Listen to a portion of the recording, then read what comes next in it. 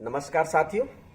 देखिए, आज human health and disease के 30 नंबर के पार्ट में मैं आपको हेलमेंथी डिसीज यानी कृमि रोग के बारे में बताऊंगा।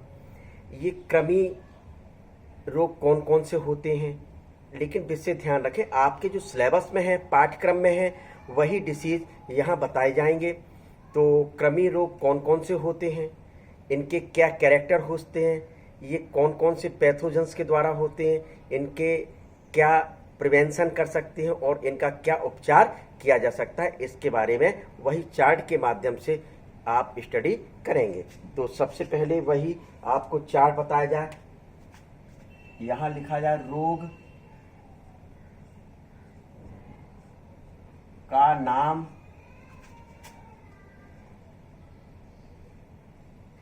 रोग जनक, क्या रोग जनक हो सकता है, और यहाँ आपके वाहक और लक्षण यानी सिम्टम्स, प्रिवेंशन यानी रोकथाम, और लास्ट में वही उपचार। तो देखें, ये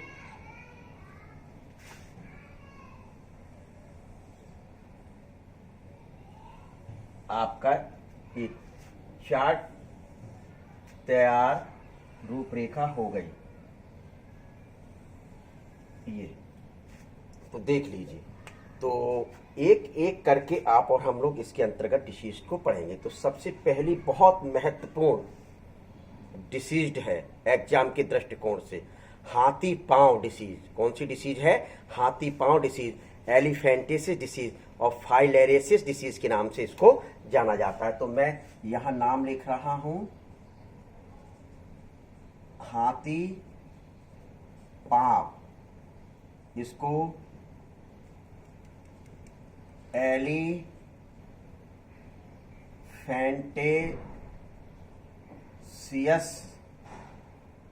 डिसीज कहा जाता है और इसको फाइलेरियसिस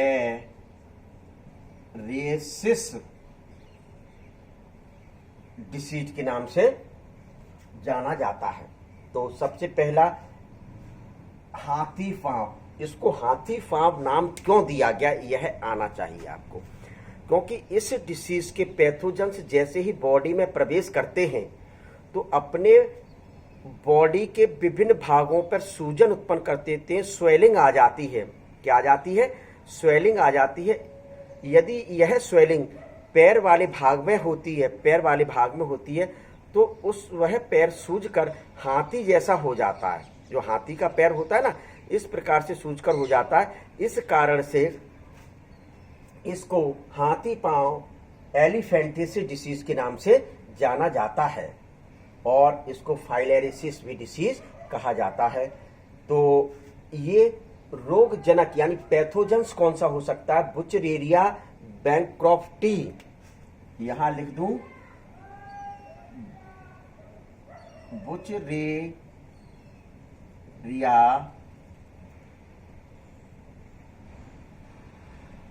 बैंक्रॉफ्टी।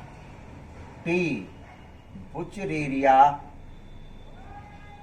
बैंक्रॉफ्टी पैथोजेंस के कारण मुख्य रूप से होता है। और फीमेल क्यूलेक्स वाहक कौन होगा? Female Culex mosquito. Female Culex mosquito यानी मादा क्यूलेक्स मच्छर के द्वारा यह बीमारी फैलती है। पैथोजेंस यह है, इस पैथोजेंस का वाहक या कैरियर फीमेल क्यूलेक्स होता है। रोग के लक्षण क्या बता सकते हैं? यह जो कृमि होता है, यह हेलमेंथिस जो होता है, वह मृत और जीवित दोनों अवस्थाओं में अपने लक्षणों को शो करता है, अर्थात बीमारी को पैदा करने का कार्य करता है। तो यहां लिख दिया जाए, कृमि मृत व जीवित अवस्था में रोग उत्पन्न करता है। शरीर के विभिन्न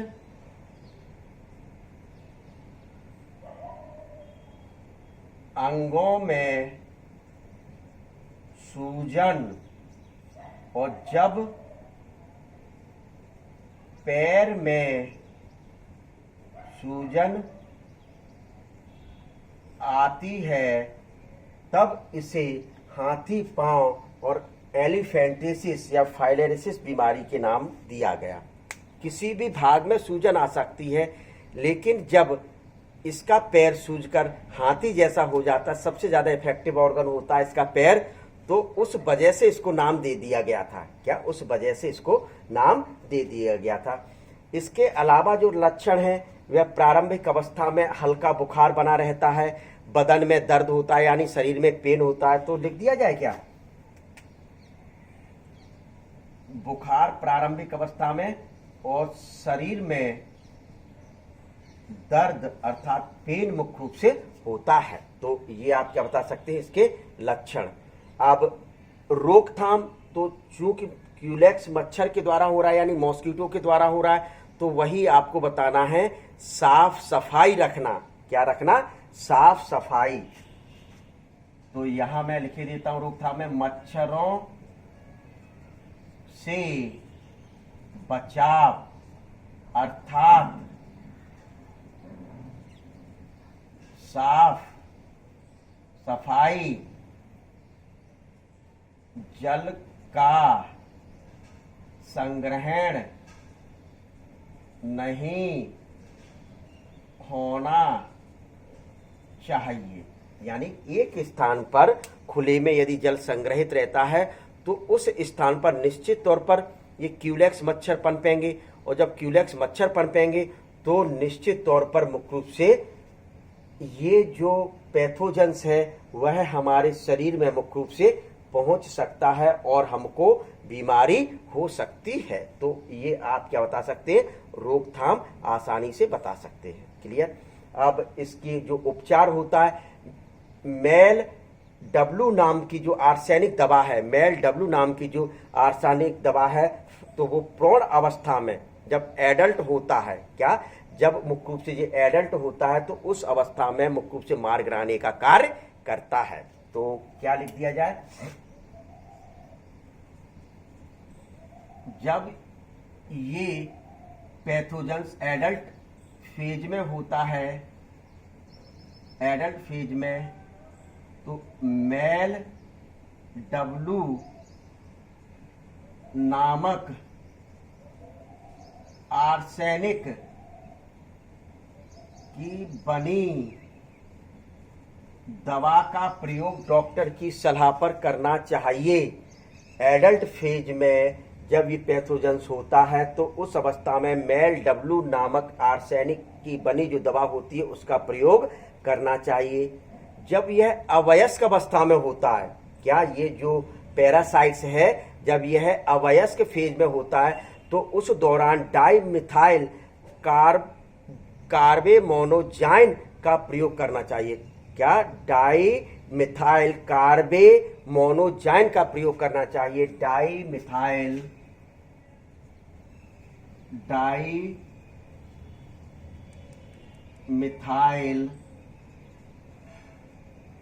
कार्बेमोनोजाइन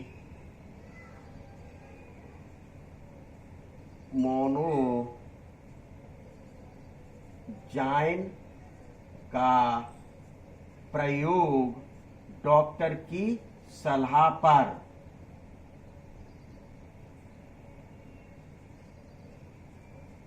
किसकी सलाह पर? डॉक्टर की सलाह पर विशेष ध्यान दें। सेल्फ मेडिकेशन नहीं करना है आपको। क्लियर? पहला। फिर दूसरे नंबर की जो आती है एस्केरियासिस। कौन सी? एस्केरियासिस। ठीक है। तो ये जो एस्केरिस का जो पैथोजेंस होता है वह एस्केरिस लुम्ब्रिकॉइड्स। कौन सा पैथोजेंस होगा? एस्केरिस लुम्ब्रिकॉइड। कौन सा? एस्केरिस लुम्ब्रिकॉइड मुख्य रूप से होता है।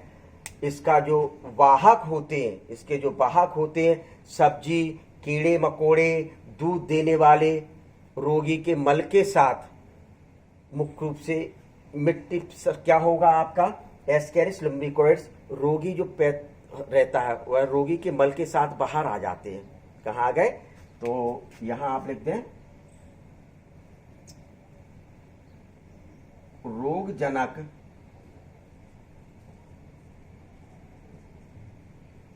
रोगी के मल यानी कि स्टूल या फीकल मटेरियल के साथ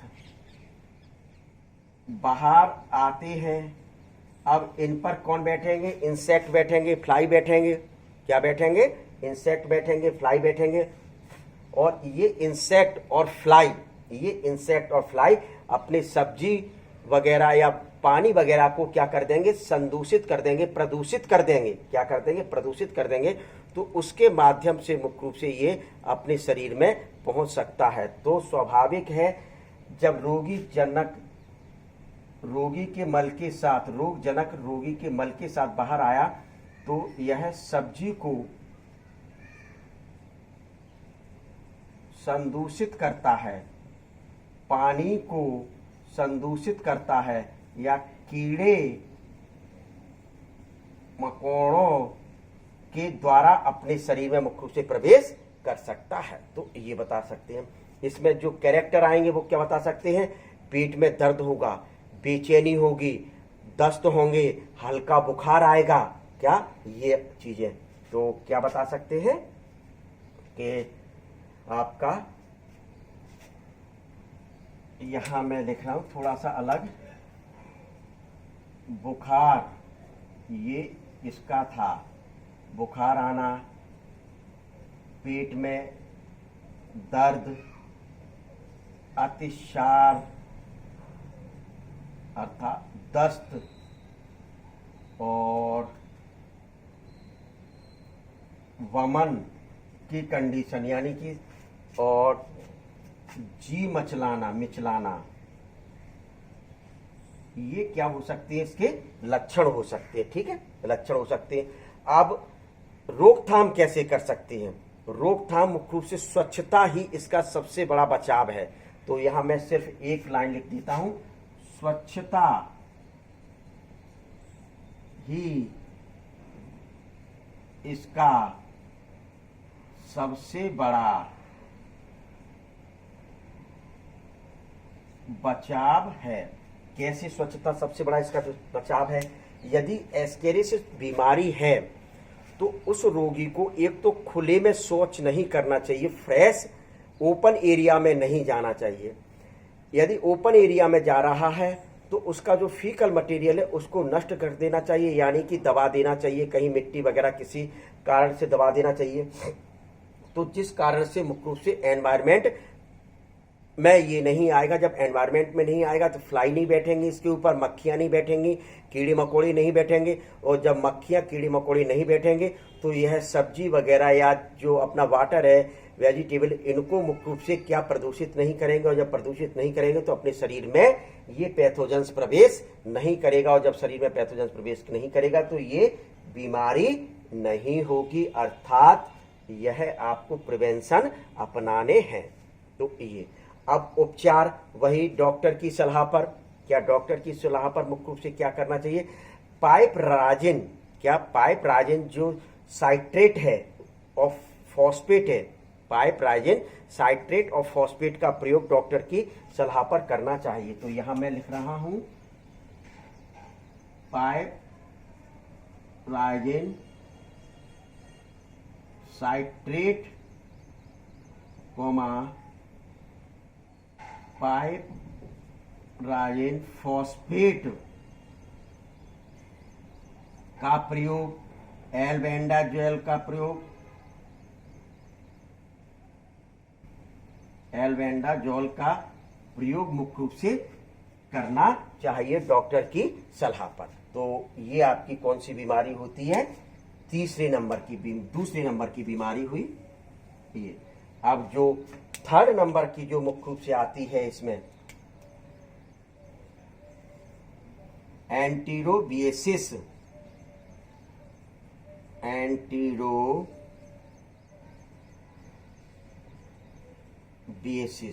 देखिए यह मुख्य रूप से जो बीमारी है एंटीरोबियम वर्मिकुलरिस। क्या?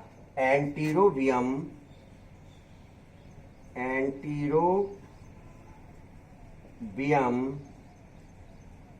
वर्मिकुलरिस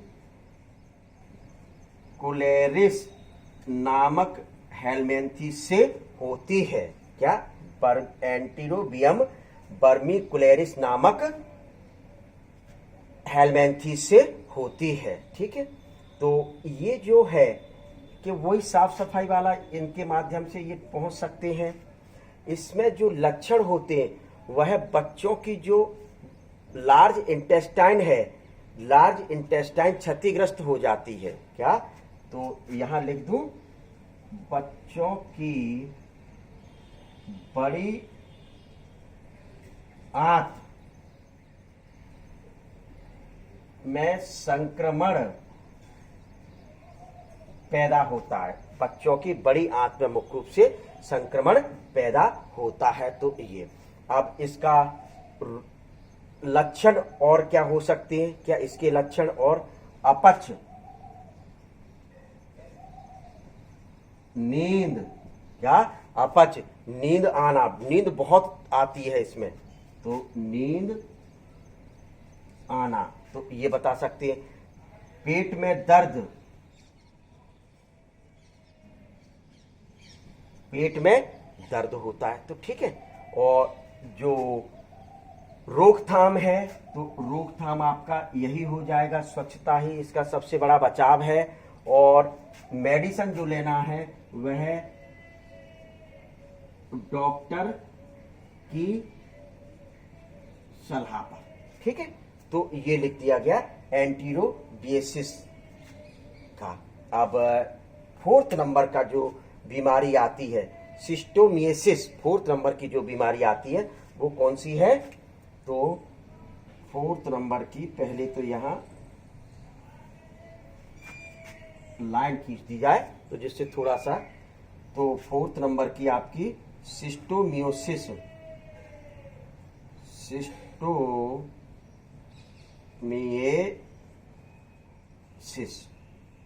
ये लिख दिया गया।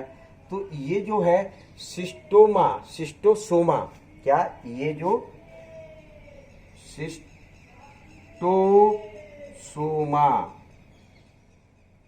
क्या किसके द्वारा होती है? सिस्टोसोमा हीमेटोबियम,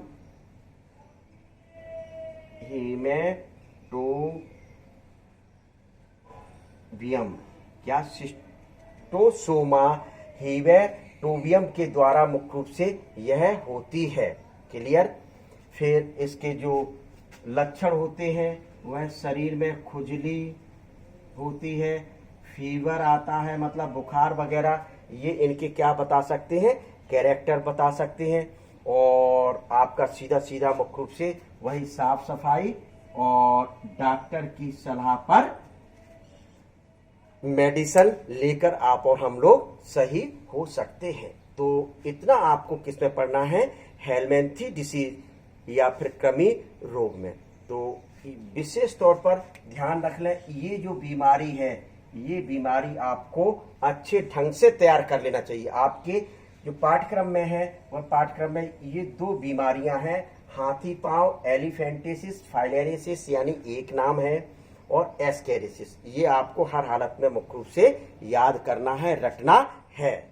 तो ये अब जो 40 नंबर का जो पार्ट आएगा, 40 नंबर का जो पार्ट आएगा, मैं उसमें आपको वायरस डिसीज, जो वायरस के इन्फेक्शन के कारण मुख्य रूप से होती है, वायरस जब हमला करता है बॉडी पर, उस दौरान जो बीमारी होती है, तो उन डिसीज पर मुख्य रूप से चर्चा करूंगा।